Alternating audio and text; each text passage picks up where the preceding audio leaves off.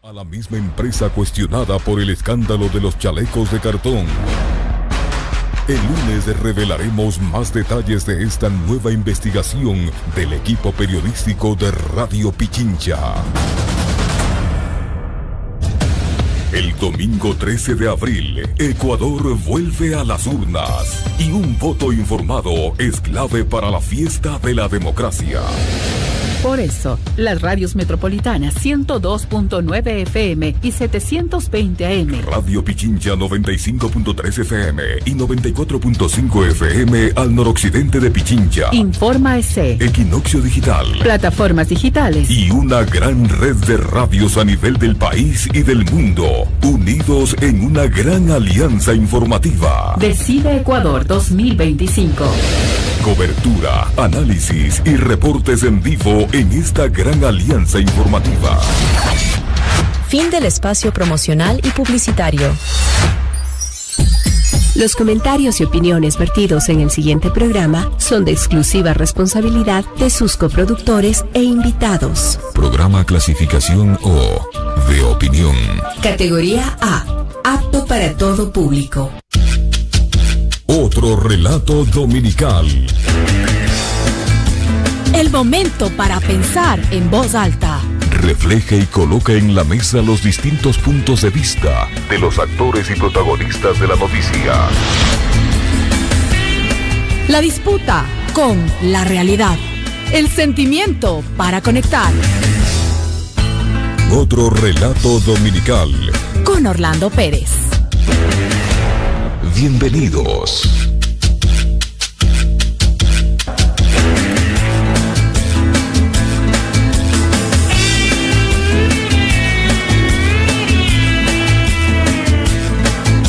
Hola, hola, ¿qué tal? Bienvenidos y bienvenidas a otro relato dominical en este domingo 30 de marzo del año 2025. Estamos prácticamente a 15 días, exactamente 15 días de las próximas elecciones y hay mucho interés por algunos temas que están en el debate, en la agenda noticiosa, en la agenda política y por supuesto también en la agenda de la realidad, de la gente que todos los días está preocupada por lo que está pasando en este país. Así que este domingo vamos a abordar uno de los temas que muy pocos medios de comunicación o casi ninguno, salvo unas dos excepciones, se han abordado, que tiene que ver con los planteamientos, las propuestas y el programa de gobierno relacionado con la cultura. Pero antes de eso, antes de presentar a nuestros invitados, vamos a analizar y vamos a tener un contacto directo de lo que ocurrió el día de hoy en la provincia de Chimborazo, en el cantón Alausí, en la parroquia Tixán, donde el movimiento Revolución Ciudadana en alianza con Reto y el movimiento plurinacional Pachacuti firmaron un acuerdo programático para apoyar la candidatura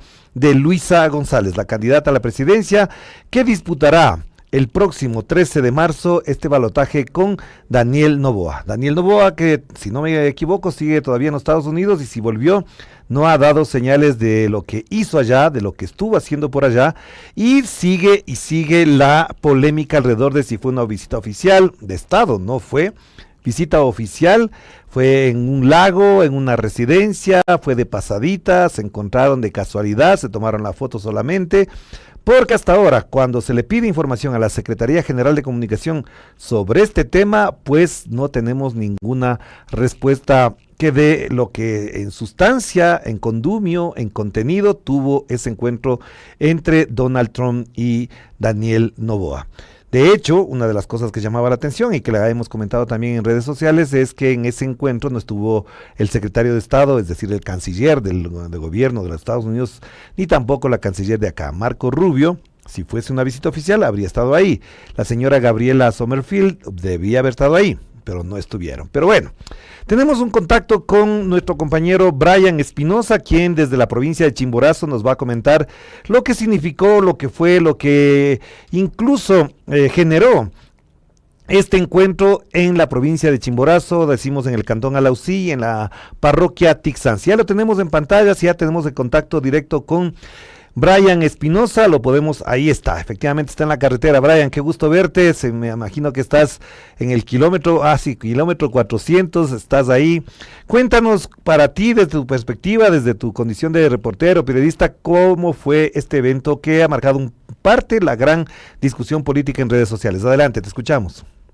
Hola, Orlando, ¿cómo estás? Mucho gusto. En efecto, un hecho histórico, ¿no? En la firma de este acuerdo programático entre Movimiento de Revolución Ciudadana y Pachacuti, que se concretó en la parroquia Tixán del cantón Alausí, el cantón que, por cierto, hace pocos días estaba recordando lastimosamente el deslave que ocurrió el pasado 26 de marzo de 2023, cumpliendo 2 años de abandono, y eso también, de hecho, se abordó, y es por eso que es muy significativo y simbólico la firma de este acuerdo entre la RC Pachacutic y otras organizaciones políticas, como por ejemplo el Partido Socialista Ecuatoriano, el Movimiento Red, organizaciones de mujeres, bases indígenas, productores, jóvenes, quienes se han unido a esta consigna para hacer fuerza de lo que será ya de cara al balotaje del próximo 13 de abril de este 2025. Un acuerdo programático que todos los firmantes, Luisa González, candidata a la presidencia por la ciudadana, Guillermo Churichú, vicepresidente de la CONAIE y ex candidato presidencial también, firmó este acuerdo. Verónica Silva, ex candidata a la vicepresidencia, Katiuska Molina, mucha gente, muchos actores políticos, el abogado Washington Andrade, todos concuerdan en que la firma de este acuerdo, de este tratado, no tiene que ver con algo en el marco de las elecciones, sino que se configura como un proyecto ya de país, como un proyecto político que demuestra madurez y coherencia política para llevar a cabo una agenda, ¿no?, de país y sacar al Ecuador de la crisis en la que se atraviesa, crisis multidimensional, crisis de seguridad, crisis de salud, crisis económica, de educación, entre otros frentes que han hecho las observaciones, y en un emotivo encuentro hasta la plaza central de la parroquia Tixán llegaron adherentes de los diferentes movimientos políticos, las bases indígenas también, y todos los representantes que te mencionaba, con mucha expectativa, con mucha alegría, previo para lo que serán en 2 semanas las elecciones. En este sentido, se tomaron 25 puntos de acuerdo, entre ellos, por ejemplo, luchar contra la agenda extractivista, el neoliberalismo. Han aclarado sus adherentes de promover la educación bilingüe, preservar el erario nacional y decirle no a las privatizaciones como en Campo Sacha, por ejemplo, y otros bienes del Estado ecuatoriano. Defender la seguridad social, la seguridad campesina, son varios de los puntos que abarcan, ¿no? También revisar de manera mesurada y con mucha precisión la focalización de los combustibles, no hay el derecho a la salud y a los servicios básicos. También el trabajo que se enmarca en la lucha contra la corrupción y las diferentes crisis, como la energética también, que atraviesa el país. Ha sido una jornada importante para el país porque este acuerdo se pone ya más en firme lo que será en los futuros diálogos también con otras organizaciones sociales de base para concretar una alianza final que, de ser el caso, podría dar la presidencia a Luisa González el próximo 13 de abril. Muchísimas gracias, Brian, muy amable por habernos reportado desde allá, desde la provincia de Chimborazo, cuando son las 7 de la noche con 8 minutos, 19 horas con 8 minutos del reporte de Brian Espinosa desde la provincia de Chimborazo. Él fue delegado, desplegado al equipo periodístico de Radio Pichincha para esta cobertura en este día domingo 30 de marzo del año 2025, y quisiera destacar porque ha habido consultas desde varios sectores periodísticos, medios internacionales como de México, de España, de Colombia, de Argentina, de Perú y de Brasil. Además están muy preocupados, o muy interesados sería la palabra más adecuada, por lo ocurrido el día de hoy. ¿Cómo es posible que estas dos fuerzas políticas importantes, quizá las dos más fuertes que ha tenido en las 2 últimas décadas del espacio político ecuatoriano, hayan podido concretar un acuerdo, como ya lo señalaba Brian Espinosa, de 25 puntos? No vamos a entrar en detalle porque efectivamente hay muchas cosas que pueden generar la gran conversación y la gran reflexión discusión alrededor de estos puntos de los que acordaron la Revolución Ciudadana con el movimiento Pachacuti. Y efectivamente, cuando comentábamos el momento en que empezaba el acto, algunas personas que son muy frecuentemente asiduas a buscar lo malo del acontecimiento, señalaban que, por ejemplo, no había gente en la plaza de Tixán. Lo que pasa, y para información de la mayoría de la gente, es que Luisa González y los candidatos de Pachacuti y otros más se encontraban en Colta, que es a una distancia que normalmente en vehículo tomaría una hora. Digamos, desde Colta hasta Tixán tomaría, digamos, una hora. Pero la caravana era impresionante, más de 200 vehículos, entre ellos camiones, buses, vehículos particulares en general, se movilizaron desde Colta hasta Tixán. Y eso evidentemente retrasó la presencia de Luisa González en ese espacio, pero también la presencia de la gente que acompañaba tanto a Luisa González como a los representantes de Pachacuti que se encontraban en la ciudad o en el pueblo de Colta, que ustedes conocen, efectivamente también es uno de los puntos principales de la población indígena de la provincia de Chimborazo. Vamos a escuchar una parte de lo que dijo Luisa González en esta presentación, en esta firma del acuerdo entre Pachacuti y Revolución Ciudadana. Escuchémoslo. Esta unidad es un acto de amor por 18 millones de ecuatorianos. Esta unidad es un acto de entrega al pueblo ecuatoriano. Esta unidad es una demostración de madurez política, de madurez que debemos tener los líderes que buscamos la transformación de la patria. Se equivoca el que dice que esta unidad es la entrega de principios de los diferentes partidos políticos. No, señor, la unidad no es entrega de principios, la unidad es reafirmar los principios que nos llevan a la construcción de un estado de bienestar y de justicia social. Y de forma madura, de forma consciente, de forma entregada a la patria, nos hemos unido todas estas organizaciones sociales y le damos el ejemplo al Ecuador. Empieza por nosotros, los líderes, el ejemplo a todos los ecuatorianos de decirles las diferencias, las discusiones, las peleas, las rencillas. Y sí, esa era parte de la intervención de Luisa González, candidata de la Revolución Ciudadana. Como ustedes saben, ella terminó la primera vuelta casi que empatada con Daniel Noboa, apenas 17,000 votos de diferencia entre el uno y la otra para participar en este balotaje. Pero también participó, no de manera presencial, sino de manera telemática, el líder de la CONAIE, presidente de la CONAIE, de la Confederación de Nacionalidades Indígenas del Ecuador, quien fue candidato a la presidencia de la República también por Pachacuti. Se especulaba por qué razón no estuvo, por qué si debió estar, etcétera, etcétera, pero bueno, más allá de eso él tendrá las explicaciones. Incluso me parece que lo que él dijo era importante destacar y vamos a ver a continuación un extracto, un fragmento de lo que dijo en su alocución telemática ahí en presencia de la gran concentración que se convocó para la parroquia de Tixán. Vamos con Leonidas Isa. Eso queremos decir, vamos a respetar las opciones que la gente ha decidido.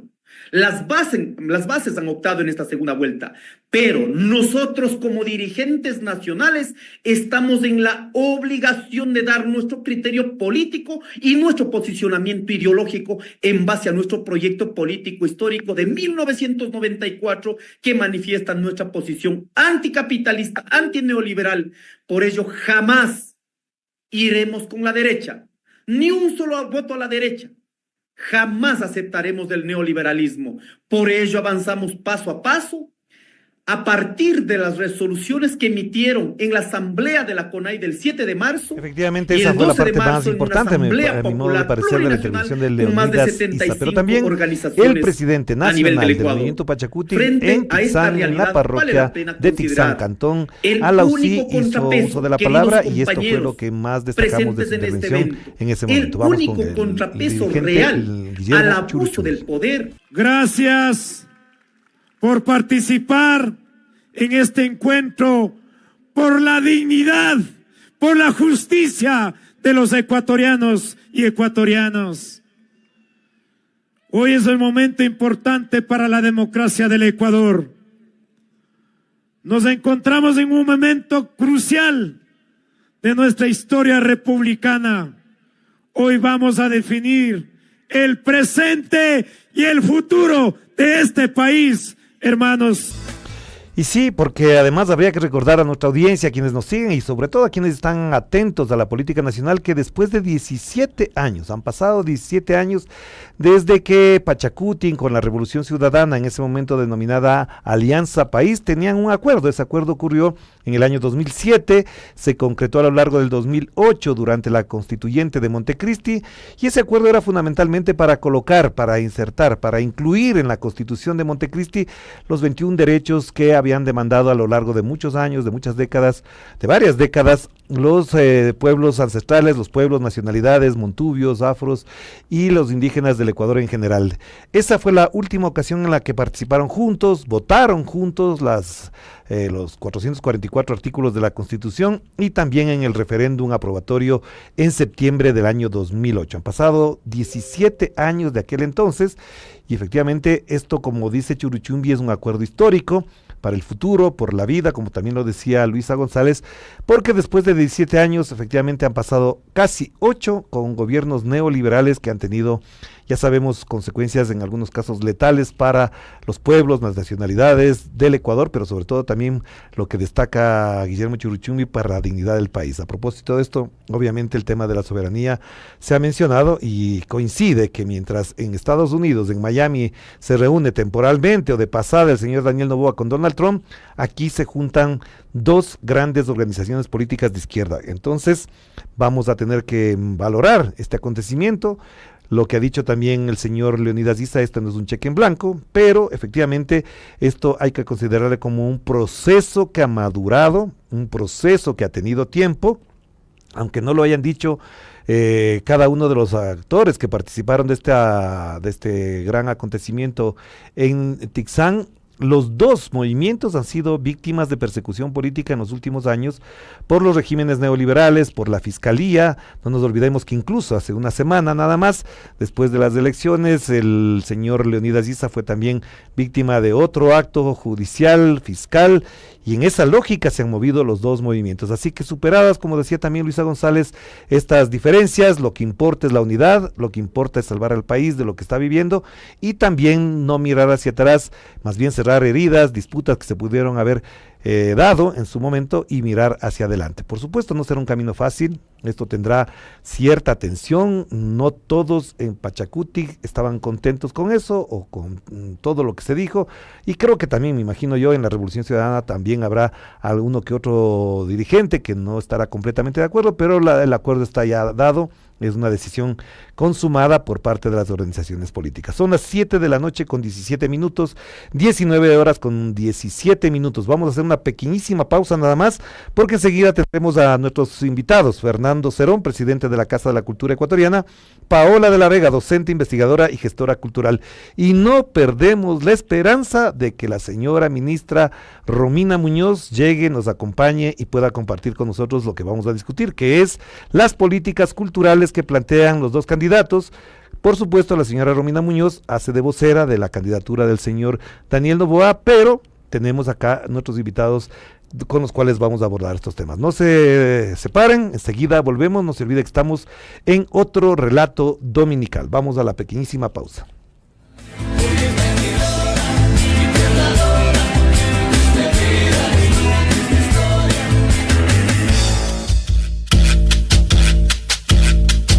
Ya volvemos. No se vaya. Esto es Otro Relato. Pichincha, la radio de las noticias. Unidos por Olmedo, Pesillo y Cangagua. Nuestros hermanos de Olmedo, Pesillo y Cangagua han sido gravemente afectados por las intensas lluvias, perdiendo sus siembras y fuentes de sustento. En este momento de dificultad, necesitan nuestra solidaridad. Te invitamos a sumarte y brindar apoyo en áreas clave como salud, vialidad, limpieza y asistencia humanitaria. Cada aporte cuenta y puede marcar una gran diferencia en la vida de quienes más lo necesitan. Puedes colaborar con colchones, ropa, alimentos, medicinas para afecciones respiratorias y pulmonares, Agua, bebidas hidratantes, plástico para invernaderos, semillas de pasto y fertilizantes. Las donaciones pueden entregarse en la prefectura de Pichincha. Juntos podemos hacer la diferencia. El domingo 13 de abril, Ecuador vuelve a las urnas y un voto informado es clave para la fiesta de la democracia. Por eso, las radios metropolitanas 102.9 FM y 720 AM. Radio Pichincha 95.3 FM y 94.5 FM al noroccidente de Pichincha. Informa EC. Equinoccio Digital. Plataformas digitales. Y una gran red de radios a nivel del país y del mundo, unidos en una gran alianza informativa. Decide Ecuador 2025. Cobertura, análisis y reportes en vivo en esta gran alianza informativa. ¿Crees que no tienes solución para tu problema? ¿Estás muy deprimido o deprimida? Te invito a que me acompañes en mi programa Sin Miedos en la Radio, que estamos saliendo de lunes a viernes a las 4 de la tarde por Radio Pichincha. Escuchar un programa que te dé ánimo y optimismo, que te informe y que te haga pensar es muy agradable. Te recuerdo, soy la doctora Isabel Benítez y te estoy esperando aquí, en la 95.3 a las 4 de la tarde. Nos vemos. Regresamos. Otro relato con Orlando Pérez.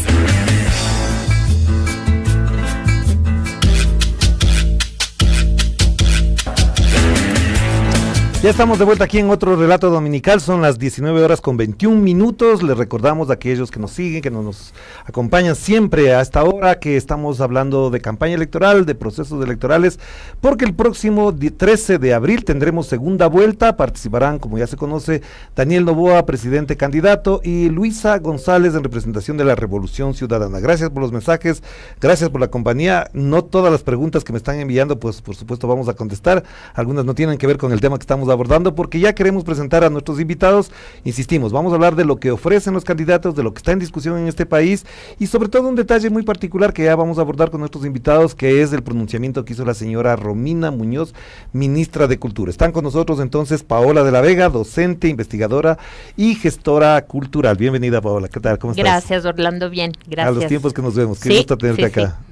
Y también, por supuesto, está con nosotros Fernando Cerón, él es presidente de la Casa de la Cultura Ecuatoriana. Fernando, qué gusto tenerte aquí. Por fin aceptaste venir. Por fin me invita. No, estaba pendiente este programa. Pero qué gusto verte, Orlando. Qué bueno, ¿cómo están? Un gusto venir. Un poquito de frío. No, bueno, sí. El estudio está frío. Sí, es que estamos congelándolo para que no se nos abrume aquí la gente. El estudio. Bueno, vamos a empezar con algo que es muy importante. A quienes nos siguen, obviamente algunas personas preguntan ¿qué dijo la señora Romina Muñoz? Vamos a ver inmediatamente lo que dijo la señora Romina Muñoz, pero antes quiero mostrar, para que quede evidencia en la pantalla, que nosotros le hicimos la invitación a la ministra de Cultura Romina Muñoz a que participara de este programa, porque normalmente cuando hacemos este reclamo de que no vienen, dicen no, nunca nos llegó la invitación, nunca nos invitaron a nada, etcétera. Ahí está, en pantalla está la invitación, con todo el respeto posible, debido del caso, a la ministra de Cultura. Así que todavía tiene tiempo, ministra, si es que aparece por aquí, bienvenida sea. Aquí hay cafecito caliente para eso. Pero esta semana la ministra hizo una intervención que queremos compartir con nuestros invitados, queremos compartir con quienes están preguntando qué dijo la ministra, para que entendamos en qué contexto ocurrió esta declaración. Vamos con las palabras de Romina Muñoz, ministra de Cultura. Señora candidata, qué bueno que se haya leído nuestra política de fomento a las industrias culturales y creativas, que establece objetivos claros hasta el 2030 a favor del sector cultural. Hubiese sido bueno que en el gobierno que usted representa, por lo menos, se hubiese emitido una política pública a favor del sector cultural. En este periodo de gestión hemos emitido 2 políticas públicas a favor del sector cultural con presupuesto y con indicadores claros. Una a favor del fomento de la lectura, la oralidad y acceso al libro, y otra de industrias culturales y creativas. En esta segunda política, emitida en enero del 2025, dentro del objetivo 2 del eje 3, se establece como uno de los mecanismos de fomento el uso de pasaportes culturales para fomentar hábitos culturales en los más jóvenes. Algo que ustedes, con sus prácticas de gratuidad, dependencia y rechazo al sector privado, alejaron. Fueron ustedes, bajo una lógica fundacional, quienes abandonaron toda la infraestructura cultural creada por el Banco Central. Le recuerdo que sigue pendiente en Fiscalía las denuncias de pérdida de bienes culturales y patrimoniales de nuestros archivos, museos y bibliotecas que se hicieron en su periodo. El arte y la cultura no olvida lo que hicieron en su gobierno. Esas fueron las palabras de la ministra en funciones, Romina Muñoz. De entrada queremos preguntarles a nuestros invitados, empezando por Paola de la Vega, ¿cómo recibiste estas declaraciones? ¿Qué te parece? ¿Qué te pone a pensar? ¿Hasta dónde lo que dices es cierto? ¿Es a medias? ¿No es cierto? Bienvenida para conversar sobre eso. Voy a tomar, creo que 2 elementos de lo que dice la ministra. El primero tiene que ver con el pasaporte cultural, ¿no? Esa no es una idea, digamos, copiada, ¿no? De un plan, es una idea que se ha aplicado en varios países. Existe, por ejemplo, ahora en España, ¿no? Un bono joven para la cultura, que, bueno, el Estado te da un monto de dinero para poder gastarlo en actividades culturales, ¿no? De distinta índole. La canasta básica en Brasil, por ejemplo, a inicios de los 2000, ¿no? Tenía también una especie de bono cultural. O sea, es decir, es una herramienta finalmente, ¿no? Pero te Entonces, pregunto, ¿se está aplicando eso? Ahora dices tú, no, es parte, una entiendo, es parte de la política de las industrias creativas que acaban de lanzar, no sé si es hace un mes y medio, más o menos, 2, sí. Y lo que te digo es que finalmente es una herramienta. Entonces la cuestión es ver ahí, o sea, pueden tener planes distintos, hablar de pasaportes culturales, pero la cuestión es, por ejemplo, que se ha discutido ya sobre eso, hacia dónde diriges esos consumos, porque fíjate lo que pasó en España, ¿no? Que varios jóvenes se gastaban para pagar Netflix, por decirte algo, claro, ¿no? Y no para consumir, por ejemplo, en pequeñas librerías de barrio o en pequeños cines, porque la idea de eso es efectivamente no apuntar a fortalecer al gran mainstream de la industria cultural, sino a esas pequeñas cadenas, ¿no es cierto?, de producción de las propias industrias culturales que pueden de alguna forma sostenerse con esos consumos, claro, ¿no? Fernando, cuando la ministra dice y alude al gobierno de la Revolución Ciudadana, refiriéndose a Luisa González, sin mencionarla a ella, dice en su gobierno no se hizo una sola política pública. ¿Coincides con eso? ¿Crees que efectivamente no hubo absolutamente nada? Y si hubo, ¿qué es lo más destacable de aquella época?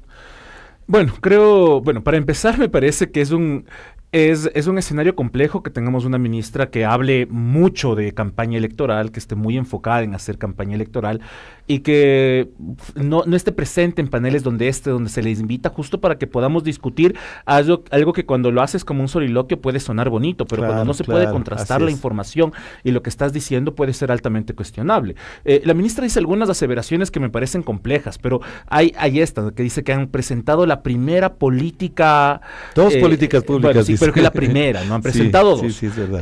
Reconocer algunas cosas, es decir, creo que también hay que hacer una evaluación de qué implicó el gobierno de la Revolución Ciudadana, y eso marcando un distanciamiento, porque yo también fui en su momento muy crítico de las políticas de la Revolución Ciudadana en varias áreas y en la cultura también, porque era un área a la que me pertenezco, ¿no? Y en ese momento también ya me pertenecía. Sin embargo, hay elementos importantes que, sin la intención de convertirse en fundacionales, son momentos claramente importantes para la cultura en este país. La creación del Ministerio de Cultura, es una creación del gobierno de la Revolución Ciudadana. Recordemos que es uno de los primeros decretos que se emiten cuando Rafael Correa gana la presidencia. Se hace esta firma de decretos en la mitad del mundo donde se genera algún nivel de institucionalidad, y me parece que es el segundo decreto, crea el Ministerio de Cultura. Y nombra a Antonio Preciado como ministro. Y se nombra a Antonio Preciado como ministro. Luego a mí me parece que incluso más importante que la creación del ministerio, porque yo creo que el ministerio ha tenido puede tener muchos cuestionamientos. Yo mismo y en varias conversaciones con Paola dicho, capaz no deberíamos tener un ministerio, podría ser una secretaría, habría que pensar un poco, pero si hay una institucionalidad fundamental, y para mí es la institución cultural más importante que tiene este país después de la creación de la Casa de la Cultura, es la creación de la Universidad de las Artes. Que viene de la política pública del gobierno que creó el Ministerio de Cultura. Claro, que también es una universidad que se crea durante el gobierno de la Revolución Ciudadana. Y de la cual fue docente Romina y su esposo. Claro. Entonces no podemos desconocer, por lo más crítico que podamos ser, y sin quererle dar a la Revolución Ciudadana el carácter de fundacional, porque evidentemente hubo procesos previos, el proceso del Banco Central, que es un proceso importantísimo para la cultura en el Ecuador, la institucionalidad en cultura del Ecuador nace con García Moreno, es decir, es ahí cuando tenemos los primeros gérmenes de pensar la institucionalidad cultural. No fue la Revolución Ciudadana la que se inventó, pero evidentemente hay que reconocer que durante el gobierno de la Revolución Ciudadana existen hitos importantes y que desconocer aquello también me parece que vamos a ir a eso un poco demagógico. A propósito de lo que mencionas con Paola, sí quisiéramos reflexionar alrededor de el sentido político que tiene la cultura. A eso voy, porque podemos hablar de los detalles, las obras, las no obras, los déficits, los acuerdos, los desacuerdos en términos de cultura, pero hay un sentido político de la cultura. Y el uso que hace la ministra en este momento, sin que mencione ni siquiera al señor Daniel Noboa, puede pensarse como un acto electoral. ¿Hasta dónde este sentido político que tiene la cultura debe entrar en el debate público entre los dos candidatos? Yo quiero solo añadir una cosa a lo que le preguntaste a Fernando, ¿no? En los años de la Revolución Ciudadana se emitió una política, las políticas para una revolución cultural. Tú conocerás el folleto cuando la ministra Silva emite esa política, Silva, ¿no? Y de hecho varios de nosotros, incluida yo mismo, fue parte de un equipo que diseñó las políticas culturales que iban a aterrizar, digamos, ese documento que daba la línea política de lo que iba a ser el trabajo del ministerio, ¿no? Pero sí existió ese documento, entonces no podemos decir que no hubo nada, eso también. Y algo que decía Fernando, ¿no? Es importante reconocer los procesos históricos de conformación de las instituciones, incluidos los antecedentes de la Universidad de las Artes, como el propio ITAE, ¿no es cierto? Lo que nos falta es investigación y nos falta memoria, ¿no? Nos hace falta entender de dónde vienen los procesos, porque el Ministerio de Cultura, si bien se crea también en la Revolución Ciudadana y es un gesto político y simbólico muy importante, viene de unas demandas que, bueno, en mi investigación doctoral además las estudio, ¿no? Desde el Frente Amplio de Izquierda, hay figuras que impulsan ahí, en la época de Roldós es un proyecto truncado, en la de Borja, ¿no? En el gobierno de Borja también es un proyecto truncado, y luego se logra consolidar en la Revolución Ciudadana. Eso es algo como para añadir. Un poco más lejos, desde la época de Benjamín Carrió, cuando se funda la Casa de la Cultura, ya se habla en alguno que otro escrito, se habla de la posibilidad de tener una institucionalidad para la cultura desde el Estado, desde el gobierno. Claro, pero no es del rango ministerial, digamos, ¿no? El proyecto como ministerio está ahí. Y pero tienes al Instituto Nacional de Cultura, la Casa de la Cultura, que sí era una presencia desde el Ejecutivo, ¿no? Sí. Exacto, sí. Bueno, y lo otro que me preguntabas. La pregunta que te decía es el sentido político de la cultura. A mí me parece digamos, achacarle a la izquierda, ¿no? Que lo que hace es, con la cultura hace ideología, pero la derecha también, pues, claro, o sea, la ideología no es una cuestión solo de la izquierda, la ideología está permeando completamente el campo cultural. Claro. Entonces, cuando tú hablas de políticas culturales, está la definición básica de Canclini, ¿no? Del año 87. La política cultural no es la que define el Estado, es la que se construye con todos los agentes que participan en la construcción simbólica, en la producción cultural, y ahí están agentes culturales, comunitarios, sociales, las empresas, las ONGs, el Estado. O sea, no es solo una cuestión de Estado, ¿no? Es una cuestión más compleja y mucho más amplia, ¿no? Claro que sí. Pero, Fernando, en función de lo que acabamos de preguntarle a Paola, el sentido político de la cultura es lo que ha estado en discusión a lo largo de décadas. Pero sí siento, puede ser que me equivoque, pero sí siento, y tú que estás más activo en esto, en los últimos 8 años, desde Moreno para acá, prácticamente la política cultural, la discusión pública alrededor de la cultura bajó notablemente, se transfirió hacia otros segmentos. No sé, la percepción mía es que se desfiguró notablemente la discusión pública de políticas culturales y de la gestión gubernamental alrededor de la cultura. Bueno, y también siguiendo un poco el hilo de la pregunta que les hice, hay que entender con claridad que la política es un campo de batalla. de y disputas. no podemos estar Claro. por fuera de aquello. Yo siempre lo digo en varias entrevistas, pero me parece que es importante tenerlo presente. 2 días antes de las últimas elecciones presidenciales de Argentina, cuando Milei termina ganando la presidencia, a Milei le preguntan ¿qué pasa si es que pierdes las elecciones? Y Milei responde en una entrevista en TN, responde, no pasa nada, porque la batalla más importante la hemos ganado, que es la batalla cultural. No podemos perder el horizonte, y lo dijo el ministro de Defensa aquí en enero, cuando se cuestionaba lo que estaba, cuando estábamos discutiendo lo que sucedió en el Quito Fest en torno a la presencia de Mugresur, y lo planteaba como que estamos en un contexto de una batalla cultural. Efectivamente, la derecha entiende eso profundamente, y la derecha está jugando con eso. Nosotros, que tenemos teóricos importantísimos en la izquierda, como el mismo Gramsci, o como Mariátegui, que plantearon estas disputas en su momento. Bolívar Echeverría, para aterrizar más en el Ecuador, o el Bolívar Echeverría, que plantearon esta batalla cultural. Nosotros no estamos comprendiendo los engranajes que implica hoy día montarnos en una batalla cultural. Y la ministra dice algo que, entre las cosas que ella expone, ella dice su política de gratuidad. Y ella achaca la política de gratuidad como un elemento de una política cultural fallida. Y creo que hay que repensar, cuando ella plantea esta palabra gratuidad en su discurso, lo que está diciendo y lo que está implicando. Es decir, es una política de gratuidad que, si bien esa es una discusión compleja en el campo de la cultura, porque creo que de alguna forma hemos llegado a un consenso de que no le queremos apuntalar a la gratuidad como sector, pero también hay que entender que el Estado tiene que ser corresponsable presupuestariamente de una garantía de los derechos culturales a la ciudadanía, es decir, que toda la ciudadanía pueda acceder.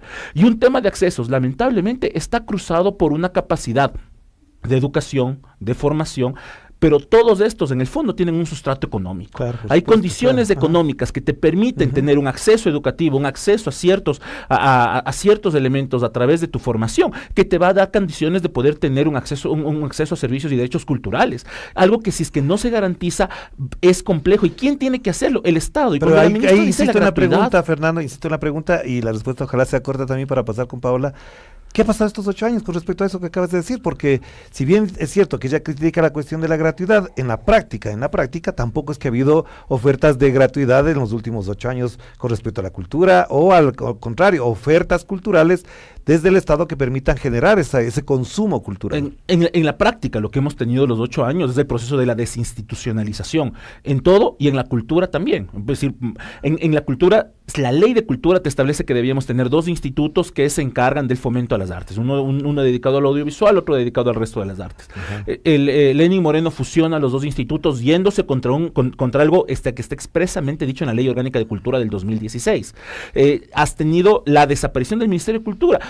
Hay que preguntar a la ministra de Cultura, ¿en cuántas provincias existe el Ministerio de Cultura? ¿Cuánto ha ejecutado el presupuesto? Que es otro tema clave. Sí, el Ministerio de Cultura no existe fuera de muy pocas, es decir, como ministerio en Quito, y luego con el Museo Pumapungo en Cuenca, y luego con y luego con algunos predios, es decir, el MAG en Guayaquil, es decir, pero es una presencia que no responde a una lógica del ministerio, sino que responde a tener museos abiertos, espacios expositivos abiertos, porque están dentro de la administración del ministerio, pero el ministerio no tiene una presencia nacional, y eso se fue quitando a través de los últimos años. ¿Qué pasa con el ministerio hoy en día? ¿Qué pasa cuando el presupuesto del ministerio fue, al igual que el de todas las instituciones, fue recortado a inicios de este año? Y la ministra de Cultura no dijo absolutamente nada de los recortes presupuestarios que el presidente Daniel Noboa ordenó a todas las instituciones, y de las cuales el Ministerio de Cultura fue uno de los más afectados. Claro que sí. A ver, Paola, a propósito de esto, tú como gestora cultural, que estás al tanto, que investigas, que lees sobre el tema, ¿cómo has valorado lo que ocurrió estos 8 años con respecto a lo que dice ya Fernando de la desinstitucionalización, el austericidio en el sector cultura? ¿Cómo crees que afecta eso? ¿Cómo se siente en el sector cultural este impacto, que es lo que alude Fernando? La desinstitucionalización, qué palabra tan difícil, ¿no? La desinstitucionalización. Dila como te salga. Se siente, ¿no? Ajá. Se siente. Sabes que llevo educando 20 años, ¿no? Formando gente que está trabajando ahora en la función pública, en distintas instancias, ¿no? Y me voy enterando de cómo, claro, la cultura está cada vez más o sobre los cuerpos y las vidas de muy pocos funcionarios. O sea, es decir, tienes un aparataje de Estado tan grande, tan complejo, y cada vez vez el Estado es más pequeño, con menos presupuesto, ¿no? Museos que tienen una persona para hacer mediación educativa, por ejemplo, y un presupuesto de $300 al año, ¿no? Para atender todas las necesidades, o sea, imagínate cosas así, ¿no? Y es doloroso, ¿no? Entonces, la gente tiene un cansancio, yo te digo, hay una filósofa española que me gusta mucho, que es Remedios Zafra, ¿no? Ella habla de la tristeza burocrática, ¿no? Entonces, yo percibo eso, ¿no? Hay una tristeza burocrática por precisamente esa precariedad que causa esa desinstitucionalización. Claro. Y luego los recortes presupuestarios, o sea, Fernando te decía, en el 2015 me parece que el Ministerio de Cultura tenía alrededor de 50 millones y pico, ¿no? Ahora tenemos, el año anterior eran 17, no sé, Fernando, cuántos son, pero hasta el 2024 eran 17. Imagínate el descenso del presupuesto público para la cultura, claro. ¿Sí? Y hay algo fundamental de lo que no se habla cuando Fernando te habla de el problema de la gratuidad, que es algo que no se menciona como con mucha fuerza en la cultura como se menciona en otros campos. Es así, desigualdades, ¿no? Las desigualdades en cultura también existen, ¿no es cierto? Entonces, cuando hablamos del ejercicio de derechos culturales, si tú no piensas en desigualdad, no vas a lograr finalmente aplicar una política pública. Pero Paola, perdón que insiste en este tema, ¿tú crees que se ha precarizado la cultura solamente por falta de presupuesto o también porque no hay, voy a decir una palabra, el ambiente, la dinámica desde el Estado para generar estos procesos culturales? ¿Por qué te digo esto? Quizás ahí tendría que explicarme por qué se ha priorizado, por ejemplo, de reducir el déficit, que ni se hacen carreteras, se pierde plata en esto, se pierde el otro, pero la cultura queda bien bonita para los eventos.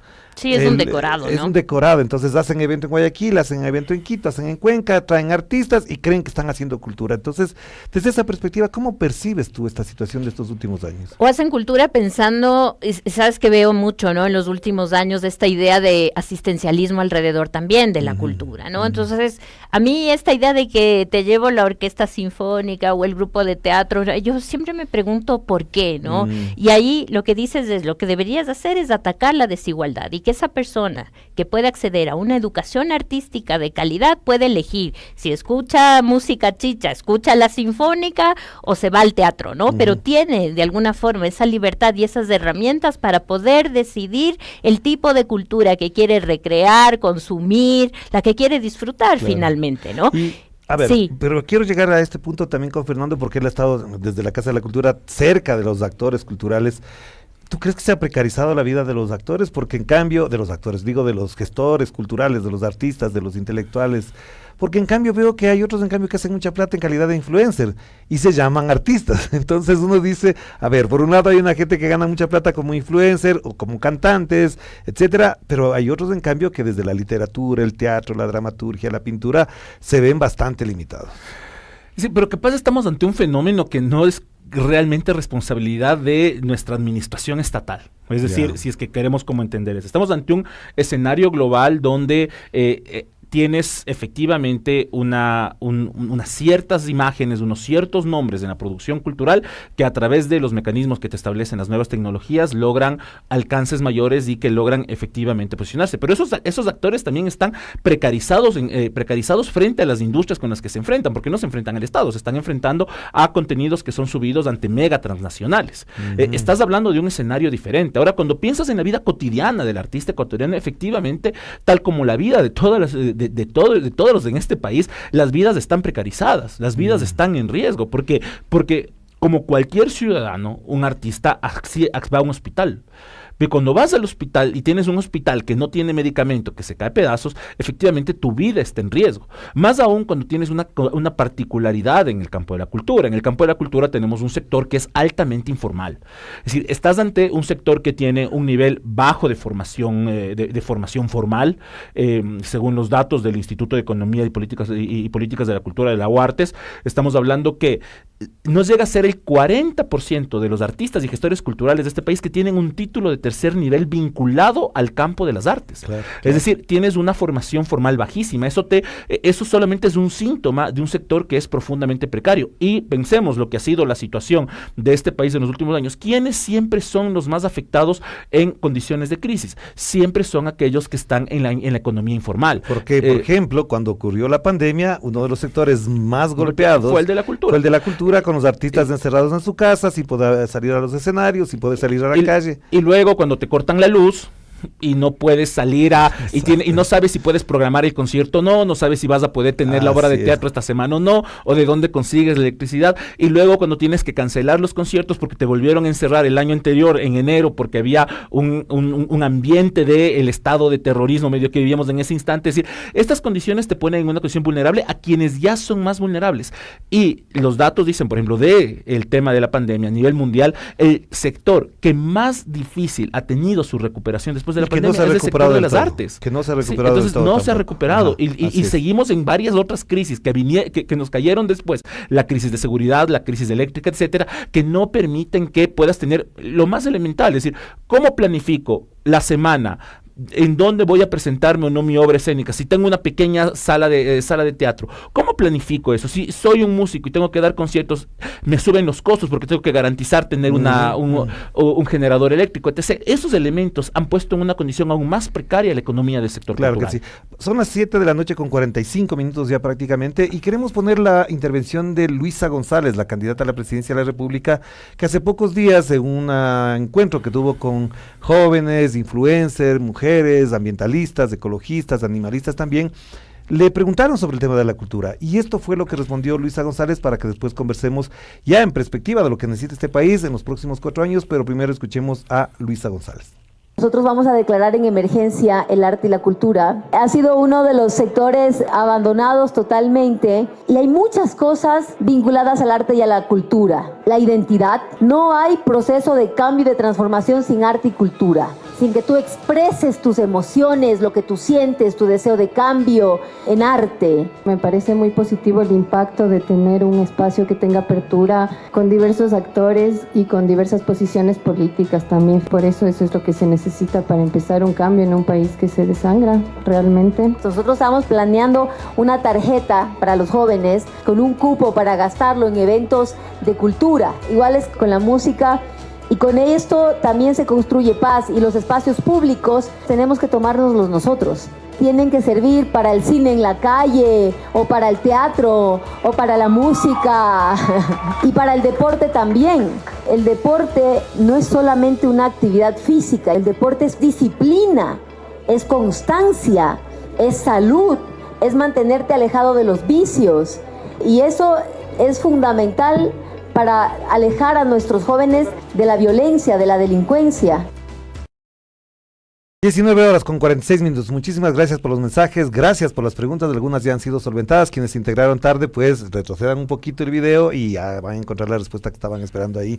A propósito, nos escriben desde Guayaquil, desde Cuenca, desde Loja, desde Imbabura, desde la provincia de Manabí, y nos señalan interesantes comentarios de lo que estamos conversando, porque es efectivamente un tema que no se ha abordado dentro del debate político electoral de estos meses, que prácticamente ha sido desde enero para acá. Paola, a propósito de lo que dice Luisa, van a declarar en crisis, en emergencia prácticamente el sector cultural. ¿Cuánto ayuda esta declaración? Ayuda como ayudó en Brasil, ¿no? La emergencia o esas declaratorias de emergencia se vieron, por ejemplo, en Brasil, un proyecto impulsado por el Movimiento de Cultura Viva Comunitaria, ¿no? Que fue justo en el momento de la pandemia, que es lo que te hablaba Fernando, ¿no? No puedes entender la precariedad en el sector cultural si no tomas como un gran hito el quiebre que significó la pandemia en muchos sentidos, ¿no? Y esta declaratoria de emergencia sirve por un incremento presupuestario digamos, destinado a la cultura. Sin presupuesto, lamentablemente, no puedes hacer nada, y una serie de políticas efectivamente para lograr sostener, ¿no? Proyectos comunitarios, pequeños teatros, la cuestión esta del pasaporte cultural, cuestiones ¿Pero así. tú crees que eso sería lo primerito que debería hacer el gobierno de Luisa González en caso de ganar las elecciones en el sector cultural? Yo creo que sí. Sabes que he visto progresivamente, al menos en Quito, que es donde más estoy, y con conozco, ¿no? Ir cerrando poco a poco varios espacios culturales, ¿no? Que ya no tienen una forma de sostenerse. Claro. Hemos perdido mucho tejido cultural en los barrios y en la ciudad, porque efectivamente también la inseguridad hace que la gente salga menos, ¿no? O que tenga otras dinámicas y que te tengas que adaptar también un poco en horarios y todo a estas nuevas condiciones, ¿no? Sí, y otra cosa que te quería comentar es el estatuto del artista, que creo que Luisa no lo menciona ahí, pero lo dice en el plan. En el plan está. En el plan, y eso tiene mucho que ver con la precariedad, porque el estatuto del artista lo que te permite hacer es un trabajo interministerial para generar unas políticas en torno al trabajo cultural sobre fiscalidad, ¿no es cierto?, tributación, contratación, ¿no?, y seguridad social, que son los tres temas de los que te hablaba también hace un rato, Fernando. Pero Fernando, a propósito de lo que menciona Luisa González del declarar en emergencia, ¿de qué manera crees que efectivamente eso va a proyectar la generación de nuevas políticas, de nuevas acciones para solventar lo que en déficit general ha ocurrido en los últimos años? Bueno, me parece que la declaratoria de emergencia es una necesidad, además es una demanda del sector, es decir, nosotros estamos pidiendo que al sector se le declare en emergencia, por lo menos en esta última etapa, en este periodo actual. Yo lo tengo en registro desde el 2017 para acá, que hay una demanda organizativa, gremial, etcétera, que estamos pidiendo que al sector se le declare en emergencia. Esta declaratoria en emergencia debería tener algunas acciones, pero debe tener como eje central que haya una visibilidad o un trabajo interinstitucional, interministerios, para abordar la situación del sector del campo de la cultura y las demandas que se tienen y las necesidades que se tienen. Esto primero, y es absolutamente importante tenerlo claro, necesita presupuestos. Decía en el video cuando arrancamos escuchando las declaraciones de la ministra de Cultura actual, ella decía políticas públicas debidamente presupuestadas. Es una mentira. Ninguna de las dos políticas públicas que está proponiendo el actual gobierno están presupuestadas. ¿El plan de lectura no está? El plan no está presupuestado. El plan de lectura, en el fondo, cuando uno lee toda la política del plan nacional, del plan de lectura que emitió el gobierno el año anterior, el único lugar donde te da claridad de acciones presupuestarias es en fondos concursables que ya existen, para que artistas, escritores nacionales puedan acceder a ir a ferias de libro internacional. Es lo único que en lo concreto ese plan te da. Y en cambio, la política pública de las industrias culturales es un buen intento, capaz es un intento bien hecho, de articular lo que ya se hace, pero no hay nada nuevo. No te está diciendo nuevos recursos, está diciendo que básicamente es el Instituto de Fomento a la Creatividad y la Innovación. Te está diciendo básicamente lo que ya se hace, traducido en un documento que capaz, el mérito es que antes no había y ahora ya hay un documento, pero lo que ha hecho es recoger lo que ya se hacía antes. Entonces, cuando tienes un escenario así, la declaratoria de emergencia implica recursos. Yo he escuchado, no sé si es en esas mismas declaraciones de Luisa, pero yo he escuchado que se propone una inyección como de $100 millones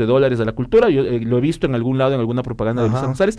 Me parece que es necesario una inversión, porque sin inversión no podemos contrarrestar la situación que atraviesa el sector.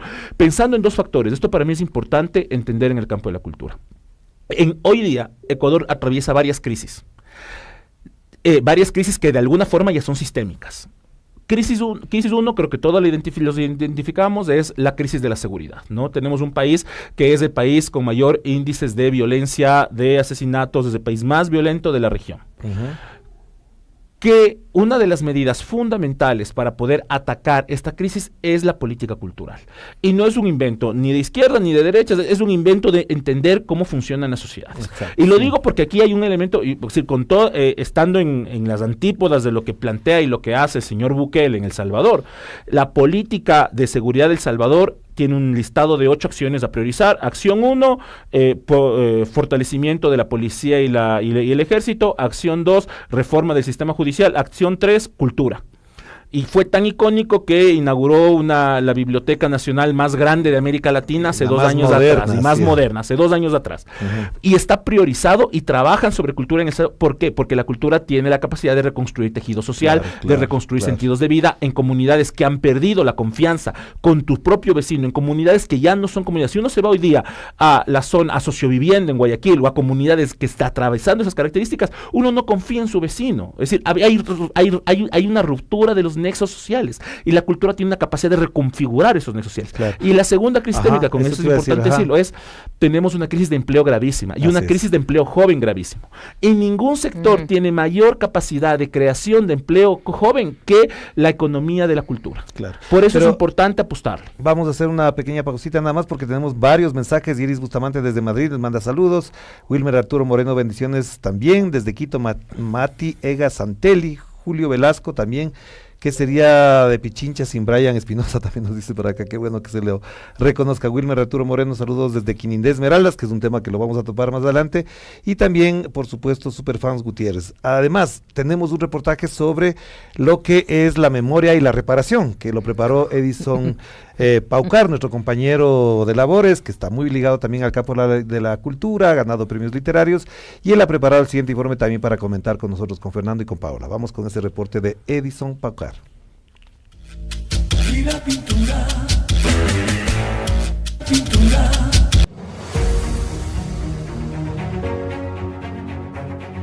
Familiares y víctimas de crímenes de lesa humanidad se tomaron de manera simbólica el evento de conmemoración del primer año del Museo de la Memoria en Quito. Esta actividad se realizó la noche de este miércoles 26 de marzo en el Ministerio de Cultura sin la presencia de Romina Muñoz, actual ministra de Cultura. En medio del evento, los familiares y víctimas de crímenes de lesa humanidad tomaron el control del lugar y reclamaron al actual gobierno por construir un museo que no cumple con las demandas de reparación, memoria y no repetición, como ordena una sentencia de la Corte Constitucional. Esta sentencia además ordena que el Ministerio de Cultura construya el museo en el Distrito Policial Manuela Sáenz, antiguo Regimiento Quito número 2, donde funcionaba el Servicio de Investigación Criminal SIC-10, identificado como el lugar donde se vulneraron derechos humanos. María Fernanda Restrepo fue una de las personas que protestó en el evento. Con un cartel que decía "Este espacio no nos representa", tildó al museo como sótano del olvido, debido a que se encuentra ubicado en el subsuelo del ministerio. Y para mí fue realmente triste, duro, sorprendente, que en un espacio, primero en un sótano, así es, el subterráneo de este ministerio, el sótano del olvido, en el que nadie se entera cuán duras han sido estas luchas, que han llevado décadas. María Fernanda Restrepo además indicó que este museo es un desdén a la memoria de su padre Pedro Restrepo y de muchos padres y madres de familia que lucharon por saber hasta el final sobre sus hijos desaparecidos. En el caso de Pedro Restrepo, jamás conoció el paradero de sus hijos Carlos Santiago y Pedro Andrés, que fueron desaparecidos por la policía el 8 de enero de 1988. Este Museo de la Memoria tiene que estar donde sus víctimas perecieron, como en otros países, como Argentina. Ese Museo de la Memoria está en el ESMA. Este Museo de la Memoria en Ecuador tiene que estar en el SIC. Así es. Y no diciéndoles a los policías que se vayan del SIC, sino que se queden ahí. En una ala el Museo de la Memoria, en la otra los policías, para que sigan viendo de frente la historia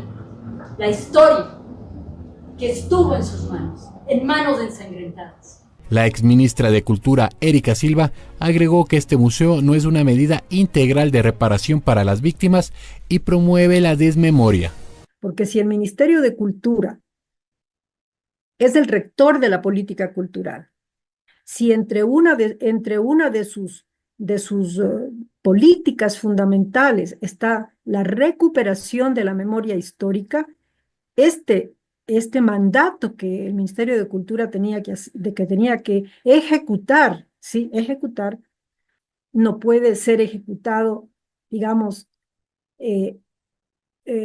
contradiciendo a la memoria, ¿sí? Contradiciendo por completo la memoria y más bien promoviendo la desmemoria.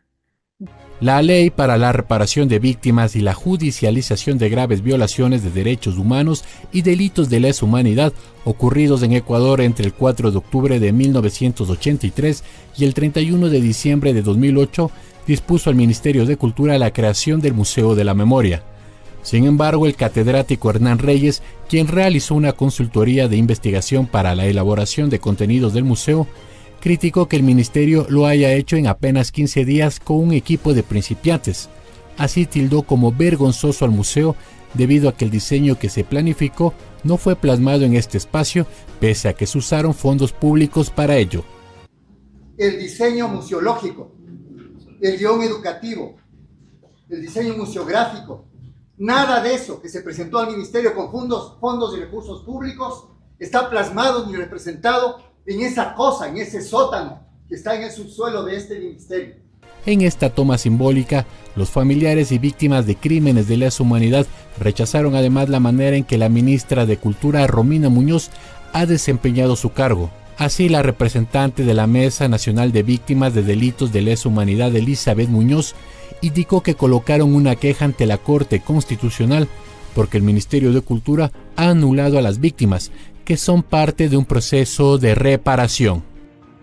Hemos visto cómo son capaces de generar un mapa de América Latina en el cual dice que se identifican a los grandes perpetradores, en donde ponen a un gobierno democrático como Allende en relación a Chile y no son capaces de identificar a un genocida como fue Pinochet.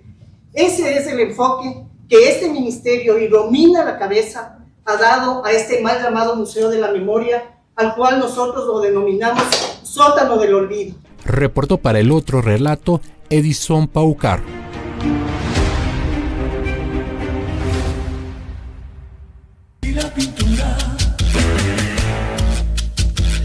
7 de la noche con 59 minutos, prácticamente ya son las 20 horas y gracias por la audiencia, una gran audiencia que nos acompaña, que nos critica, que nos aplaude, que nos felicita de muchas maneras también, de las críticas y de las que también lanzan alabanzas que son innecesarias en este momento. Este tema, Fernando, como Paola, obviamente es muy sensible a la hora de pensar el Ecuador. Sin resolver este tema, el Ecuador no puede seguir, es decir, hay un tema que se viene arrastrando muchos años, incluso durante el periodo del gobierno de la Revolución Ciudadana. Este es un tema que se sintió, se creó la ley de víctimas, la Comisión de la Verdad, pero sobre todo están dos palabras que ahí ustedes les llega, que las aprecian, las entienden, es patrimonio y memoria. ¿De qué manera esto, por ejemplo, puede abrir otros debates en un gobierno que no sea el de Daniel Noboa, por ejemplo? Esto es ultra necesario, ¿no? Cuando tú piensas en los 4 de Guayaquil y lo que hace un Museo de la Memoria en un contexto tan doloroso como ese, es justamente la garantía de no repetición, ¿no? Y un Museo de la Memoria te ayuda a eso, ¿no es cierto?, a formar ciudadanos sensibles, críticos, con conocimiento de la historia, de su pasado, ¿no?, de los hechos violentos de su pasado, de las graves violaciones de derechos humanos, ¿no?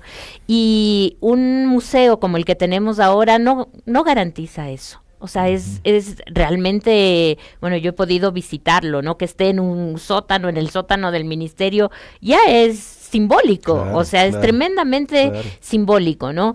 Y tú sabes también, y lo decían en el video, tampoco es un museo que haya contado con la participación de familiares, ¿no? De las víctimas, como se debería, ni está tampoco en el lugar que debería estar, que es el SIG 10. ¿Por qué crees, Paola, que esto se hizo así? ¿Hasta dónde hay una explicación posible, justificable, si es que cabe el término?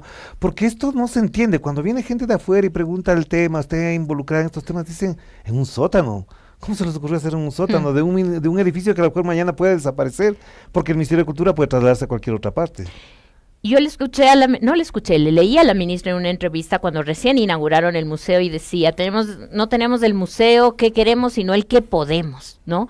Yeah. Y yo me preguntaba en ese momento, digo, puedes hacer con pocos recursos, con los mismos recursos, un guión museológico absolutamente distinto, no se trata ni siquiera caro. Claro, y ni siquiera caro. Y cuando tú me preguntabas, ¿no?, si la cultura está permeada en la política, la ideología, ahí se ve que también, ¿no es cierto?, la construcción o la omisión de ciertos datos, de ciertos contextos históricos, relatos, ¿no?, hechos de crímenes, etcétera, no aparecen porque también, o sea, y hay una visión, por supuesto, ideológica. El hecho de omitir implica eso, ¿no es cierto? Sí. Entonces, yo creo que ahí es necesario cerrar esas puertas completamente y volver a repensar ese espacio, ¿no? ¿Crees que efectivamente eso puede pasar con un gobierno de Luisa González?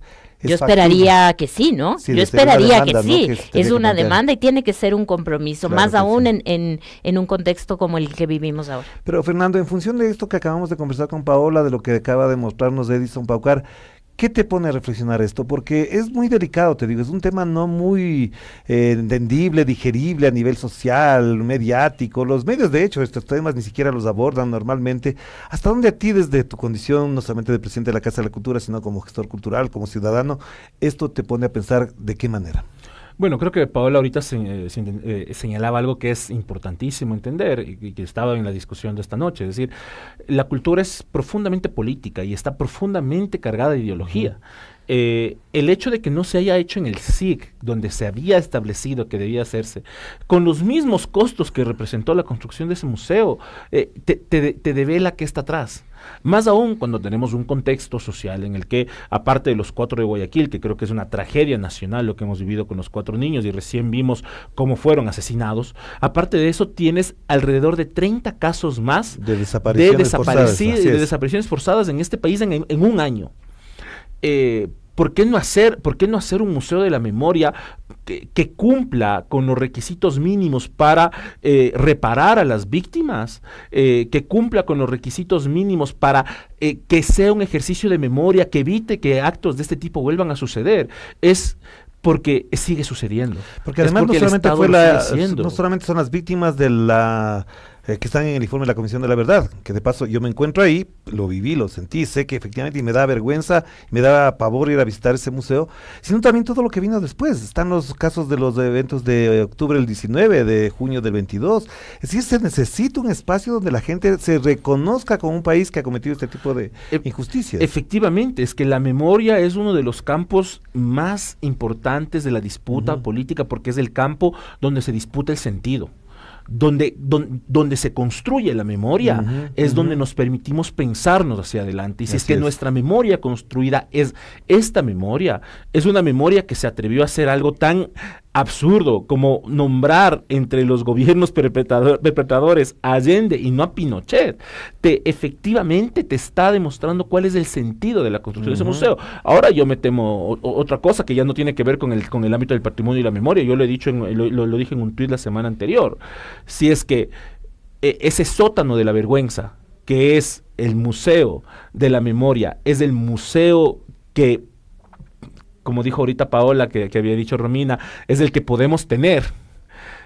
¿Qué será el nuevo Museo Nacional que la ministra de Cultura pretende construir y que es su gran propuesta y que dice que será el gran logro y que será el gran logro del gobierno de Daniel Noboa en Cultura? Si es que ese es el Museo de la Memoria que podemos tener. Claro, te iba a plantear esa pregunta porque hay una cosa que yo sí creo que por eso quedó bien invitada la señora ministra, porque una de las cosas que yo quiero revelar aquí, y si me niegan, tendríamos que demostrarlo, es que cuando ella le justificó a una persona y le dijo, no podemos hacer porque recibimos una llamada de los policías, ustedes ponen una piedra, ponen un papelito ahí y nosotros les reventamos, palabras más, palabras menos, esta es la versión, es decir, tuvieron unas amenazas y la señora ministra no ha podido desmentir eso, a pesar de que se le ha pedido su versión de por qué no se le hizo en el SIC 10 o en lo que se llamaba el Regimiento Quito, es decir, hubo amenazas, señora ministra, le planteamos la pregunta, respóndala, porque efectivamente, si eso ocurrió, que había amenazas y hasta ciertas maneras extorsión de parte de los policías, que si ponían un papelito, un rótulo, un afiche o algo en ese sitio lo reventaban, usted tendría que respondernos porque la fuente es policía. Así que si fuese así, si esto ocurrió, ¿cuál sería en cambio la necesidad o la posibilidad, más bien es la palabra, de poderlo hacer donde se tiene que hacer? Si es que hay esa postura de la policía. Es una negociación muy, muy compleja, ¿no? Pues yo creería que la memoria tiene que sobreponerse a cualquier otra, digamos, a cualquier otro pedido, ¿no?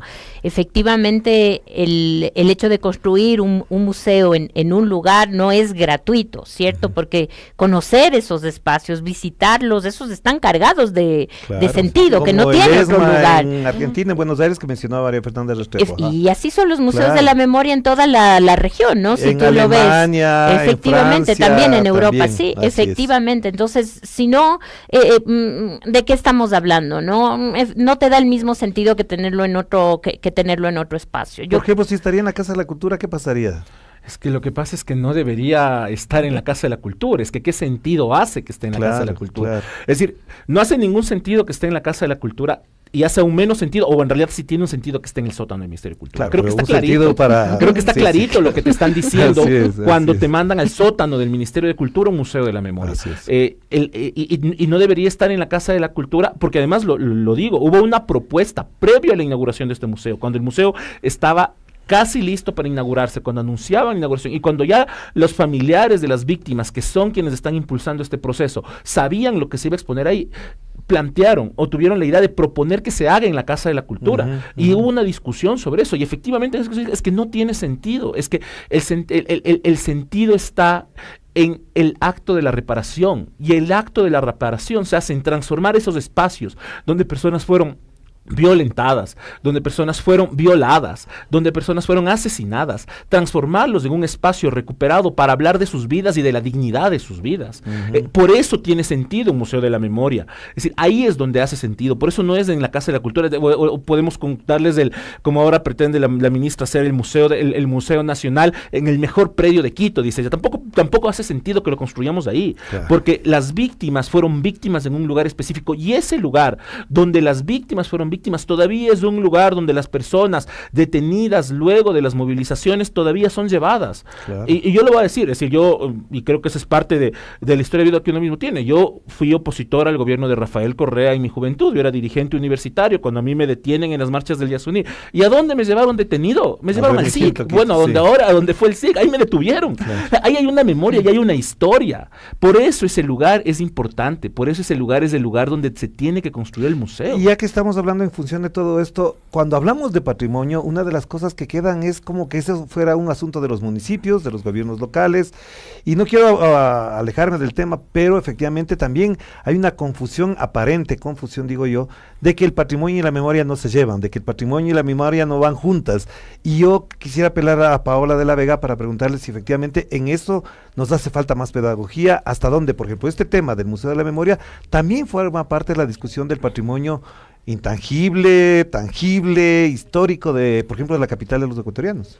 Claro que sí. Sí, el patrimonio no son solo las colecciones, no las iglesias como se suele creer, ni son tampoco las fiestas solo, las fiestas populares, las artesanías, los saberes ancestrales, o sea, todo eso forma parte de un acervo patrimonial, tangible, intangible, como te dice la UNESCO, ¿no? Pero también está la memoria social por su condición de memoria viva, activa en el presente, ¿cierto? Y es esa capacidad que tenemos de resignificar el pasado y traerlo al presente, a la contemporaneidad, a las discusiones como las que estamos teniendo hoy, el sentido que cobran los objetos culturales, ¿no? Porque si no es solamente una cuestión, una pieza hermosa, estéticamente bella para ser observada, sino qué es lo que te está preguntando en el presente, cómo puedes conectar esa colección, esos bienes, esas historias o esa memoria dolorosa, ¿no? de nuestra historia con el presente. Por eso tiene sentido. La memoria social es viva y activa en el presente, no es una cosa de nostalgia o del pasado, ¿no? Entonces, pero Paola, bien que lo mencionas, porque parecería que, por ejemplo, una de las cosas que quiero meter, no sé si les gusta o no les guste, pero por ejemplo, en el debate presidencial, ni de primera vuelta ni de segunda vuelta tocaron un solo tema de cultura, y ese comité de expertos, de sabios que hay en el Consejo Nacional Electoral, no forzaron a que incluso la ciudadanía se interese desde la perspectiva de los candidatos en un tema como este. ¿Crees que efectivamente también hay otra parte de responsabilidad en nuestra academia, en nuestros catedráticos, de que, por ejemplo, en el caso que participan como comité de sabios, digo yo, ni siquiera incluyen un asunto de esta naturaleza, considerando que además en el Producto Interno Bruto Mundial la cultura creo que tiene como más del 15% del Producto Interno Bruto Mundial? Efectivamente hay un descuido respecto a la reflexión de la cultura, y en el escenario de la discusión política está muy poco. Es decir, hemos escuchado muy pocas declaraciones de la candidata Luisa González respecto a cultura, hemos escuchado algunas sí, y hemos visto en su plan de gobierno. Yo no he escuchado, no sé si Paola ha escuchado, a Daniel Noboa hablar de cultura. Es decir, yo Nunca. no lo he hecho, no tengo el registro de haberlo escuchado. Para este a él. programa rebuscamos, revisamos todo lo que te puedes yo no imaginar tengo y no registro de encontramos él. nada. En su plan de gobierno sí habla algo, ¿no? Pero él hablándolo, pero además, claro, el plan de gobierno no es que si el candidato se sienta a hacer el plan de gobierno, sino que le dan No, pero haciendo. además en una declaración anterior, en la otra campaña electoral, él dijo que sí apoyaba la cultura porque él había creado una empresa de eventos artísticos. Sí, claro, él llevaba Así cantantes es. de reggaetón y tal a Santa Elena, no fue su primer negocio. Sí, su primera chamba. Sí, esa fue su primera chamba. Bueno, además diferente hacer tu primera chamba cuando eres heredero de $1,000,000. Claro, les llamas al papá y le dices, dame la tarjeta de cosa, crédito. ¿no? Claro. Pero en el caso de Luis hemos visto algunas declaraciones, hemos visto una propuesta, pero también que nos sigue faltando. Los candidatos no hablan de cultura, hay muy poco interés respecto a este hecho. Yo decía, además es extraño, me parece extraño que no hables de cultura. Vos señalabas el PIB, yo te señalo la creación de empleo, yo te señalo las políticas de seguridad. Es decir, no está instalado en la discusión nacional el tema de la cultura, y creo que es importante tener espacios donde nosotros lo podamos poner en discusión y donde hablemos de lo que sucede en torno a la cultura. Creo que ahí es importante tener una discusión, que abramos estos diálogos y que podamos reflexionar, porque finalmente no es parte del escenario de la disputa electoral, pero aparte de lo que ha hecho la ministra, ¿no? Que como nunca antes, y sí me parece que es importante, yo no he visto un ministro de cultura antes, durante el gobierno de Rafael Correa, para las reelecciones, para las elecciones posibles. Yo nunca he visto un ministro de cultura, ni cuando el Juan Fernando fue candidato a presidente y antes fue ministro, nunca he visto a un ministro haciendo tanta campaña electoral. Pero tan metida en la campaña electoral y tan puesta en la camiseta. Bueno, pero están obligados, ¿no? Están obligados. Pero la veo muy activa en la disputa electoral. Es decir, está haciendo una actoría política. Pero les ves a todos los ministros, a todos los ministros. Paola, para ir cerrando, entonces, esto que acabamos de mencionar, ¿cómo ves el panorama para los próximos años? ¿Es posible? ¿Están dadas las condiciones? De boca para afuera se pueden decir muchas cosas, sí, la cultura es muy importante, nos identifica, nos da la memoria, de parte de los políticos, quiero decir, no de ustedes.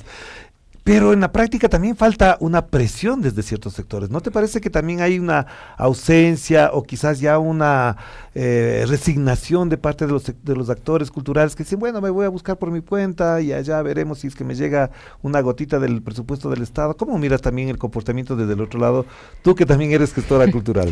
Está fragmentado, ¿no? El sector cultural, la asociatividad está dividida, débil, ¿no? Y esa falta de fuerza política en ese sentido también como que condiciona que exista muy poca presión en el campo, ¿no? Hacia los poderes instituidos, ¿no es cierto? Entonces, Ahí tienes un factor, ¿no? Pero también hay un cansancio y un agotamiento, porque hemos hecho infinidad de talleres, de laboratorios, de encuentros, de discusiones, ¿no? Y no se ve, y los avances son muy, muy lentos, y eso tiene que ver con lo que decías, que no se discute sobre cultura en el debate, porque no es una prioridad. La cultura nunca es una prioridad, porque se la entiende como algo externo a la vida cotidiana. Y a veces accesorio a la política. Accesorio a la política, instrumental a la política, partidista, ¿no es cierto? Así. Pero no se le entiende como parte de la vida cotidiana. Y yo ahí le apuesto a algo que quiero decir, que creo que es el horizonte al que tenemos que mirar. Yo sé que hay muchos problemas en económicos, hay que fortalecer el trabajo cultural, etcétera, pero hay algo que también que tiene que ver con el pensamiento y con lo discursivo, que es recuperar esa cualidad utópica de la cultura. Y yo le apuesto en realidad a eso, ¿no es cierto? Porque la izquierda necesita volver a construir utopías, ¿no? Desde la práctica, desde el hacer, desde la imaginación política, que sea capaz de contagiar un proyecto transformador, ¿no es cierto? Y la cultura tiene la posibilidad de eso, de simbolizar, de imaginar otro futuro. Y yo creo que ahí está, uno de los retos más grandes, porque si no sino lo que está haciendo esta batalla cultural de la que hablaba Fernando, ¿no es cierto? Estas nuevas derechas, ¿no? Que se posicionan a través de los influencers, ¿no? A través de grandes, bueno, ya tienen toda una industria también cultural, de las redes sociales. Lo que hacen es ganarte precisamente esa batalla desde una supuesta contracultura, ¿no? Que está hablando de ideología de género, que es absolutamente racista, ¿no? Antimigrante. Y nosotros, ¿dónde están nuestro posicionamiento, nuestros relatos, nuestra capacidad de vender proyectos transformadores, claro, si que quieres, es un tema ¿no? súper importante, pero no quiero dejar de mencionar y preguntarle a Fernando a propósito también de lo que ha ocurrido en los últimos meses, digamos, desde la gestión del alcalde Pavel Muñoz, desde la gestión de la prefecta Paola Pavón en Pichincha, si es que efectivamente lo que están haciendo los gobiernos locales descentralizados, como los que menciono ahora, más lo que se hace, por ejemplo, en otras provincias y ciudades, ha ido supliendo en parte, y si es suficientemente válido lo que hacen, hasta dónde esto tiene impacto, porque hemos visto, por ejemplo, lo que tú mencionabas, y mencionamos el Quito Fest, la Feria del Libro en Quito, que uno dice, algo hay ahí. ¿Cómo ves tú en condición incluso de presidente de la Casa de Cultura? Bueno, sí, y también un poco contestando a lo que decías a la Paula antes de entrar a eso, hay un esfuerzo, y te digo, yo de la experiencia personal. Nosotros para la campaña anterior, nosotros organizamos desde la Casa de la Cultura un programa que íbamos a recibir, invitamos a los candidatos a presidentes, íbamos a grabar el primer programa con Villavicencio y el día siguiente a que sucedió su asesinato, y luego de eso tuvimos que cancelar. Nos había aceptado Luisa González, nos habían aceptado algunos candidatos, ir a esa discusión, y siempre Daniel Noboa, cuando nos contactamos, pero lo voy a decir sinceramente, es decir, la asesora de comunicación del equipo de Daniel Noboa nos dijo, no saben que no vamos a ese tipo de programas porque no nos da réditos electorales. Y lamentablemente podría ser. Para esta ocasión estamos tratando de incentivar un diálogo con los candidatos. Les hemos remitido invitaciones al candidato presidente y a Luisa González, hemos remitido invitaciones. Con Noboa no tenemos silencio absoluto. Invítale a Romina Muñoz, a lo mejor llega eso. Pero ella es ministra, no es candidata. Pero bueno. En cambio, con Luis hemos tenido diálogos, pero lamentablemente no hemos logrado concretar el diálogo, es un pendiente, y nuevamente aquí a los dos candidatos, es decir, desde la Casa de Cultura estamos invitándolos a dialogar sobre cultura porque nos parece que es importante que hablemos de estos temas, y está abierta la invitación. Cuando preguntas sobre los GATS, efectivamente, es decir, ante la ausencia del Estado central, tenemos un reemplazo de los gobiernos locales actuando y ejerciendo el trabajo de cultura. A mí me parece que hay GATS, efectivamente, presupuestarias, pero me parece que hay casos importantes donde uno puede evidenciar que hay gestiones importantes en el ámbito de la cultura.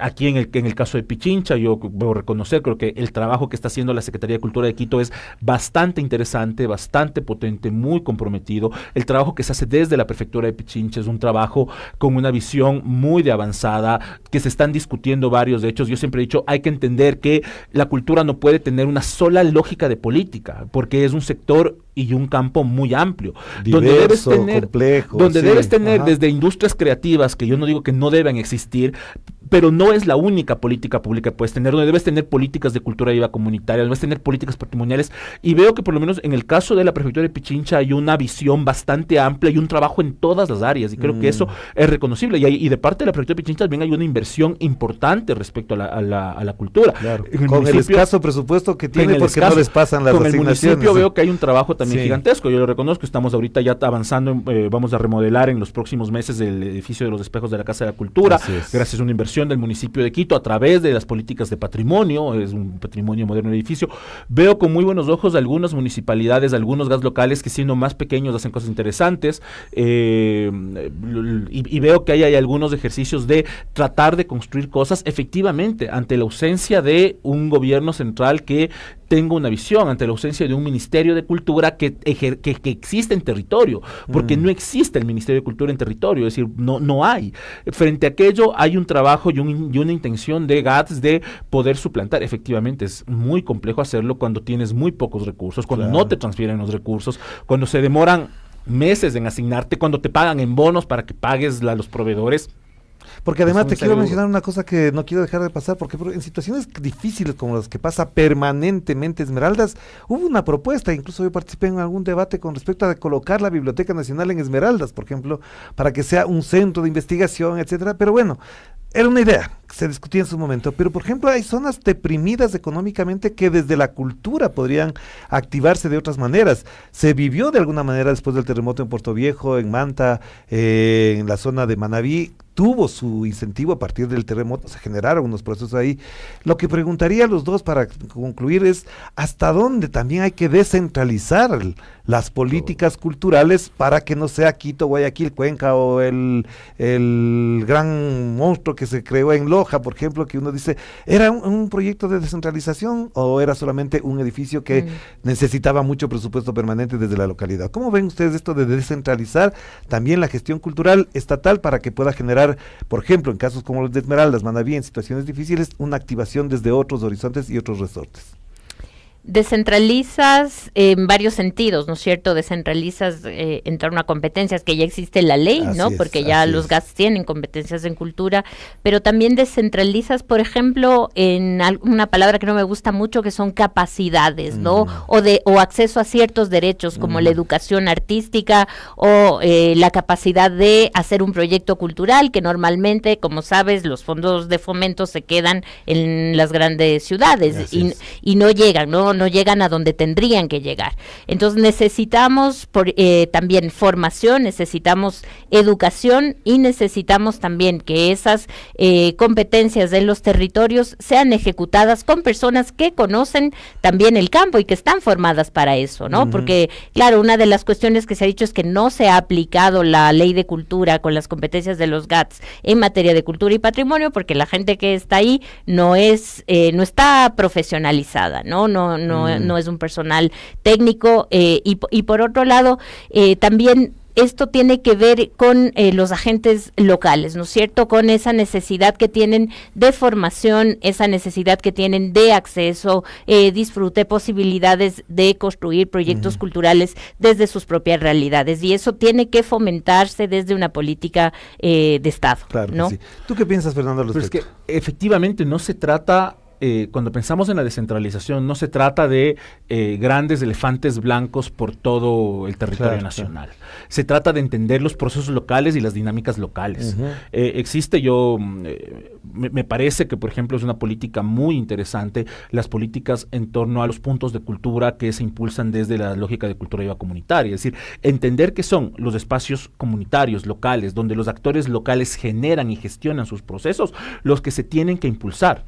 Nos va a suceder algo, y creo que es una discusión, viene de otro campo, pero es en el campo de la educación. Lo que sucedió cuando se construyó las escuelas del medio, que me parece que fue una idea interesante, pero que al final no terminan de cuajar por algo. No terminan de cuajar por algo porque la lógica de los procesos educativos en las comunidades no es la misma que de las ciudades y de los centros urbanos. Son espacios que están ahí pegados. Yo he visto cómo han tenido que organizarse en colegios del milenio para tener que viajar 2-3 horas las madres de familia para poder cocinar para los guaguas. Esas lógicas son las lógicas esas son construcción de nuevas centralidades. Necesitamos potenciar efectivamente los pequeños espacios locales, darles condiciones adecuadas, darles presupuestos para que puedan subsistir, darles características que les conecten con sus territorios, porque cada uno de los territorios tiene una lógica diferente. Por eso somos como somos. No es la necesidad de construir la gran biblioteca nacional en Esmeraldas, que capaz está bien. Sí, pero una gran discusión, pero no sé si era válida la construcción. Capaz está bien, pero el tema es que lo que necesitamos es bibliotecas comunitarias en cada uno de los barrios de este país. Necesitamos que vos salgas a la vuelta y tengas una biblioteca. Pero no necesitas para la lectura, para que tengas que tener bibliotecas. Pero no necesitas crear proyectos nuevos, sino fortalecer los existentes. Esa es una diferencia grande. Es que existe una red muy compleja y muy amplia, a veces absolutamente invisibilizada, y donde nosotros como instituciones, pero también desde la propia organización social, no los vemos. Hay una red gigantesca de gente que está construyendo procesos locales. Claro, y pero tengo que cerrar, Fernando y Paola, pero tengo una pregunta que no puedo dejar, porque si no me van a matar también las personas que de alguna manera estimulaban estas preguntas, y es una que tenía anotada. En pocas palabras, en menos de un minuto cada uno, ¿nos hace falta una nueva ley de cultura? ¿Es necesario entrar a revisar la ley de cultura? ¿Hasta dónde lo que tenemos como normativa legal, legislativa, es la que corresponde a esta época del Ecuador? Para cada uno. Sí, no. Hay que revisar lo que ha funcionado, que ya es un trabajo que se ha hecho. Es una ley que no se ha aplicado en su totalidad porque por distintos factores que si me pongo a analizar ahora no terminamos en un minuto, pero puedo decir que no se ha aplicado en su totalidad. Pero tiene muchos vacíos que ya por el paso del tiempo, digamos desde su existencia, ha demostrado que necesita ciertos fortalecimientos en varios aspectos que ahí Fernando te puede decir. A ver, Fernando. La misma respuesta que la Pau, sí, no. Porque la ley es una ley efectivamente inaplicada, en un gran porcentaje la ley no se aplicó, hay unas partes de la ley que se rompió completamente lo que establecía la ley, como la fusión de los dos institutos. Ese es un elemento complejo, sin embargo, pese a que la ley no se ha cumplido, hay elementos que evidencian la necesidad de potenciar la ley, y hay por cosas ejemplo, ¿qué se te viene a la mente primerito? Así. Cuando nosotros impulsamos la reforma de la ley, planteamos 3 grandes ejes: institucionalización, porque hay elementos no claros en el tema del funcionamiento del Sistema Nacional de Cultura. Nos parece que hay un tema sobre la capacidad de generación de derecho laboral para los artistas que hay que explotarlo más. El artículo 21 de la ley, que es donde se define el mecanismo de seguridad social para los artistas, es un avance que exista, es un logro que hay en toda la ley, pero es insuficiente lo que está en ese artículo. Y luego sí hay algunos otros elementos en otros campos que es absolutamente fundamental que le demos una articulación. Nosotros trabajamos una reforma a la ley durante 3 años, la impulsamos con debates, participación ciudadana, pasamos la asamblea hasta que entró Romina Muñoz y destruyó el proyecto, y luego el proyecto destruido, que era la idea de Romina Muñoz de proyecto, pasó al Ejecutivo, y el propio presidente de Romina Muñoz le dio veto total a su ley. Exacto. Entonces, así está la historia de la ley, y es una ley que creo que sí es necesario que se la reformule. La existencia de la ley es un éxito, varios elementos de esa ley son fundamentales, pero hay cosas que tenemos que ajustar y mejorar. Claro que sí. Gracias, Fernando, gracias, Paola, ha sido muy interesante y además muy buenos comentarios. Creo que se unió gente que estaba muy interesada en el tema o que estaba sedienta de tocar estos temas. Muchas gracias, Fernando y Paola, a propósito de esto. Y muchas gracias a ustedes por acompañarnos en esta ocasión en otro relato dominical, un tema que está ajeno o ausente en el debate público electoral con vistas al 13 de abril del año 2025, que decidirán los ecuatorianos si tenemos presidenta o tenemos presidente que está en funciones. Así que sobre estos temas seguiremos conversando aquí en otro relato. Cuídense mucho, que la pasen bien. Chao, chao.